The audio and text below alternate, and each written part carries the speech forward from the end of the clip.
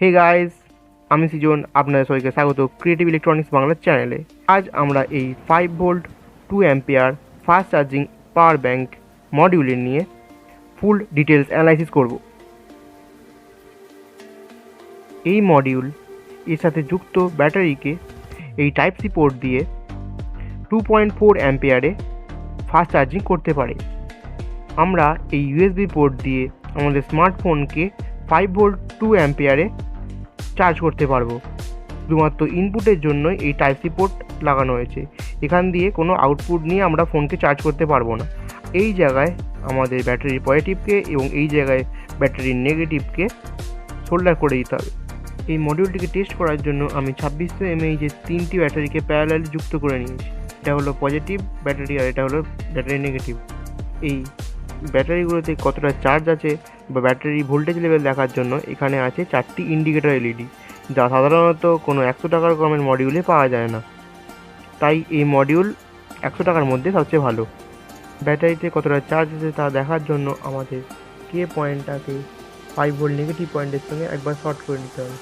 তাহলেই আমরা ইন্ডিকেটর এলইডির মধ্যে দেখতে পাচ্ছেন ব্যাটারিটা ফুললি চার্জ, তাই 4টি এলইডি ইন্ডিকেশন করছে। এখানে 0 থেকে 100% কতটা চার্জ আছে তা দেখার জন্য 4টি এলইডি আছে। প্রথম এলইডি জ্বললে বুঝতে পারবেন 25% চার্জ আছে, প্রথম দুটো এলইডি জ্বললে বুঝতে হবে 50% চার্জ আছে, আর প্রথম 3টে এলইডি জ্বললে বুঝতে হবে 75% চার্জ আছে, এবং সব কটা এলইডি বা 4টে এলইডি জ্বললে বুঝতে হবে 100% ব্যাটারিটা চার্জ হয়ে আছে। এবং যখন এটা চার্জ হবে তখনও এইটা ইন্ডিকেটর এলইডিগুলো জ্বলবে। এর মধ্যে আছে FM5324 dual integrated charging and boosting IC. তার মানে ব্যাটারিকে চার্জ করার সময় এই আইসি চার্জিং আইসি হিসেবে কাজ করে এবং ব্যাটারি থেকে ফোনকে চার্জ করার সময় 5 ভোল্ট আউটপুট দেওয়ার জন্য এই আইসি বুস্টার আইসি হিসেবে কাজ করে। এটাই 3.7 ভোল্টকে 5 ভোল্টে রূপান্তরিত করে। এই আইসিতে আছে over voltage protection, over charge protection, low voltage protection, short circuit protection এবং থার্মাল শাটডাউন প্রভৃতি ফিচার্স।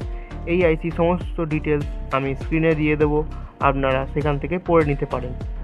আপনারা 5 ভোল্ট আউটপুট এই ইউএসবি পোর্ট ছাড়াও এইখানে পজিটিভ নেগেটিভ 2 পয়েন্ট থেকে নিতে পারেন। এই 5 ভোল্ট নেগেটিভ পয়েন্ট আবার এই ব্যাটারি নেগেটিভ পয়েন্টের সঙ্গে সরাসরি যুক্ত আছে, তাই আপনারা এই দুটো পয়েন্টের মধ্যেও একবার পুশ বাটন সুইচ লাগাতে পারেন আর এই দুটো পয়েন্টের মাঝখানেও পুশ বাটন সুইচ লাগাতে পারেন এই পাওয়ার ব্যাংক মডিউলটিকে এক্সটার্নালি অন করার জন্য। এর মধ্যে আছে 5 volt auto on of feature, মানে যখনই আপনি ইউএসবি পোর্ট থেকে মোবাইল ফোনকে চার্জ করবেন এটার 5 ভোল্ট আউটপুট অটোমেটিকলি অন হয়ে যাবে। আবার যখনই আপনি ইউএসবি প্লাগটিকে প্লাগ আউট করবেন তখনই এই মডিউল অফ হয়ে যাবে এবং এটা 5 ভোল্ট আউটপুট দেওয়া বন্ধ করে দেবে, তাই ব্যাটারি সাশ্রয় হবে। আমার কাছে রেডমির একটি স্মার্টফোন আছে যেটা এই পাওয়ার ব্যাংকটি খুব ভালোভাবে চার্জ হচ্ছে।